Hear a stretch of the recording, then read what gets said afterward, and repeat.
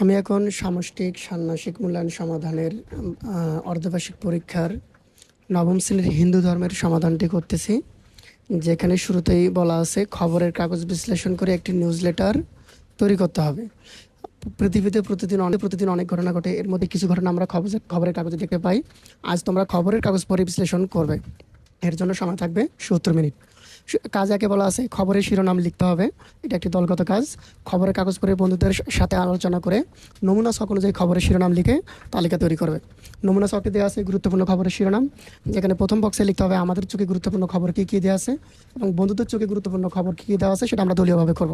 তো এর সমাধান হিসেবে আমি লিখে রাখছি আমার চোখে যে খবরের কাগজগুলো আমি দেখি যে বাংলাদেশের দারিদ্র্য হ্রাস পাচ্ছে, তবে ধনী গরিবের ব্যবধান বৃদ্ধি পাচ্ছে বাংলাদেশ প্রতিদিন। বাংলাদেশের অর্থনীতি দ্রুত বৃদ্ধি পাচ্ছে এবং নতুন সম্ভাবনা তৈরি হচ্ছে সমকালে, এটা দেখাচ্ছে।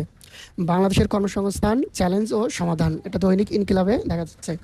বন্ধুদের চোখে যদি আমরা গুরুত্বপূর্ণ খবরের শিরোনামগুলো দেখি, তা হচ্ছে বাংলাদেশের নারীর ক্ষমতায়ন, অগ্রগতি ও চ্যালেঞ্জ, বাংলাদেশের শিশুদের অধিকার উন্নয়ন ও প্রতিবন্ধকতা, বাংলাদেশের সংস্কৃতি বৈচিত্র্যময় ইত্যাদি। আমি এখানে 3টি উল্লেখ করেছি, আপনারা এর বাইরে আরও 4টি 5টি 6টি 7টি বা 10টি পর্যন্ত উল্লেখ করতে পারেন।